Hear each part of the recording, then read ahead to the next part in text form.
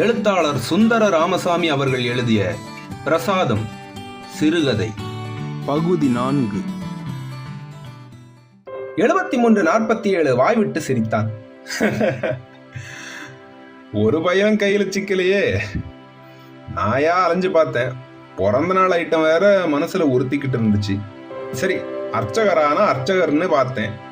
கையை விரிச்சுட்டேற, பொல்லாத கட்டதாயா நீரு. நானும் விடிஞ்சு அஸ்தமிச்சா 10 மனுஷாள்கிட்ட பழகிறவன் தானே. 73-47 என்ன துள்ளுதான் துள்ளிடுவான்னு தெரியாதாக்கும். அடி சைக்க நானா. கொஞ்சம் முன்னால யாரோ அழுதாளே, அது யாரு? யாருக்கோ பல்லு தந்தி அடிச்சுதே, அது யாருக்கு? யாரோட கையங்காலம் கிடுகிடுன்னு வரைச்சுதான். அட, ஏன் பொய் சொல்லணும்? முதல்ல கொஞ்சம் பயந்துதான் போனேன். இருந்தாலும் என்ன உருட்டி புட்டீரு. என்ன செய்யுது சாமி? இந்த ஜான் வயிற்றுக்காகத்தானே இந்த இளவெல்லாம். இல்லாட்டி மூக்க பிடிச்சுக்கிட்டு உட்கார்ந்துடலாமே. சந்தேகமா? நான் என்ன பாடுபடுறேன் கோயில்ல? கோயிலுக்குள்ள ஏறி வந்தாலே புண்ணியாசனம் பண்ணணும். சுவாமி எழுந்திருந்து பின்புறமா ஓடியே போயிடுவா. அந்த மாதிரி பக்த சிகாமணிகள்லாம் வருவா. அவள்கிட்ட எல்லாம் போய் ஈன்னு இழிச்சிட்டு நிக்கிறேன். உங்களை விட்டா உண்டாங்கிறேன். ஆழ்வார் நாயன்மார்கள் கெட்டது கேடுங்கிறேன். கடைசியா போறச்ச 2 அணா வைக்கிறானா 4 அணா வைக்கிறானான்னு கவனிச்சுக்கிறேன். ஆனாவ தீர்த்தத்துல அலம்பி இடுப்புல சொருகிக்கிறேன் என்றார் அர்ச்சகர். இருவரும் சேர்ந்து சிரித்தார்கள். 2 பேரும் நடந்து நடந்து போஸ்ட் ஆபீஸ் ஜங்ஷனுக்கு வந்து விட்டார்கள். சரி சரி, கொஞ்சம் இருங்க, இந்த லெட்டரை போட்டுட்டு வந்துடுறேன் என்றான் 73-47. பார்த்து போடும், யாராச்சும் காக்கி சட்டக்காரன் வந்து புடிச்சுக்க போறான். யார் வீட்டுல நோவு எடுத்திருக்கோ என்னவோ என்றார் அர்ச்சகர். கடிதங்களை தவாலில் சேர்த்துவிட்டு எதிர் சாரியிலிருந்து வெற்றிலைப்பாக்கு கடைக்கு வந்தான் 73-47. மட்டிப்பழ குலையிலிருந்து 4-5 பழங்களை பீத்தான். இந்தாரம், சாப்பிடும் என்று அர்ச்சகரை நோக்கி நீட்டினான். அர்ச்சகர் 2 கைகளையும் நீட்டி வாங்கி கொண்டார். 2 பேரும் வெற்றிலை போட்டுக் கொண்டார்கள். கணக்கில் எழுதிக்கிடுங்க என்றான் 73-47 கடைக்காரரை நோக்கி. எழுதிக்கிட்டே இருக்க என்றார் கடைக்காரர்.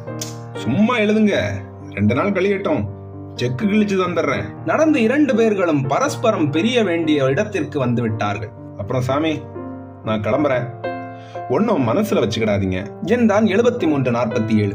என்ன நினைக்கிறது? காக்கி ஜாதியே இப்படித்தானே? எல்லாம் ஒரே ஜாதிதான். அது சரி, நாளைக்கு என்ன செய்ய போறார்? என்ன செய்யறதுன்னு விளங்கல. அதுக்கு முகத்துல போய் முழிக்கவே வெக்கமா இருக்கு. 1000 நினைப்பு நினைச்சுக்கிட்டு இருக்கோம். சரி, என்ன பண்றது, நான் வரேன் என்று சொல்லிவிட்டு நடந்தான் 73-47. ஓய் ஓய், இங்கே வாரோம் என்றார் அர்ச்சகர். வந்தான்.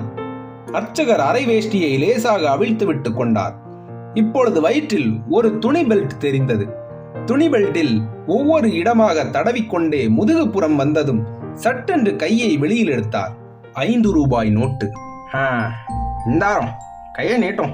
73-47 ஒரு நிமிஷம் தயங்கிவிட்டு கையை நீட்டி வாங்கி கொண்டான். குழந்தை பிறந்த நாளுக்கு குறை ஏற்படாதுன்னு தாரேன். சாமி, ரொம்ப உபகாரம் என்றான் 73-47. அவன் குரல் தழுதழுத்தது. ஆனந்த பாஷ்பம் ஒன்னும் வடிக்க வேண்டாம். 1ஆம் தேதி சம்பளம் வாங்கினதும் திருப்பி தந்துடணும் என்றார் அர்ச்சகர். அட, நிச்சயமா தந்துடுறேன் சாமி. கண்டிப்பா தந்துடணும். தந்துடுதேன். தரலையோ HC சொல்லிடுவேன். இருவரும் சிரித்துக் கொண்டார்கள். நாளைக்கு குழந்தைய நம்ம கோயிலுக்கு கூட்டிட்டு வாரோம். கண்ணம்மா வந்தா ரொம்ப சந்தோஷப்படுவான் நதிகிருஷ்ணன். நானே கூட இருந்து ஜமாச்சு போடுறேன். சரி சாமி, அப்படியே கூட்டிட்டு வரேன். சரி சரி, அப்போ நான் வர்றேன். முதல் தேதி ஞாபகம் இருக்கட்டும் என்று சொல்லிக்கொண்டே இருட்டில் நடந்தார் அர்ச்சகர்.